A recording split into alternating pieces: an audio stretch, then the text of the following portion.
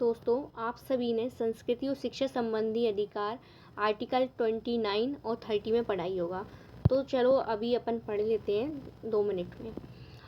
Article 29 क्या बोलता है? अल्पसंख्यकों के हितों का संरक्षण। यह भारत के नागरिकों को उनकी बोली, भाषा, लिपि, संस्कृति को सुरक्षित रखने का अधिकार प्रदान करता है।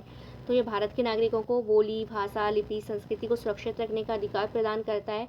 किसी भी नागरिक को राज्य के अंतर्गत आने वाले संस्थान या राज्य द्वारा सहायता प्राप्त संस्थानों में धर्म, जाति, भाषा के आधार पर प्रवेश से रोका नहीं जा सकता। अनुच्छेद 29 धार्मिक एवं भाषाई अल्पसंख्यकों को सुरक्षा प्रदान करता है।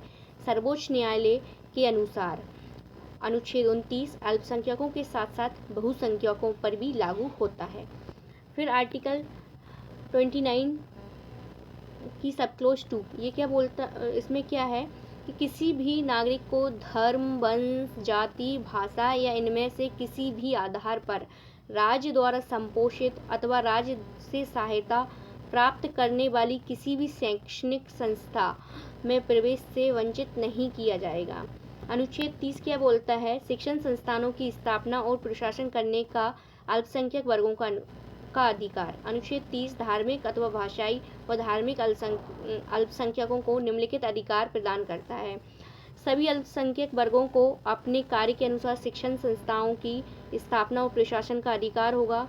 राज्य आर्थिक सहायता प्रदान करने में अल्पसंख्यकों द्वारा प्रबंधित संस्थानों के साथ भेदभाव नहीं करेगा। तो राज्य आर्थिक सहायता प्रदान करने में अल्पसंख्यकों द्वारा प्रबंधित जो भी संस्थान है उनके साथ बिल्कुल भेदभाव नहीं करेगा।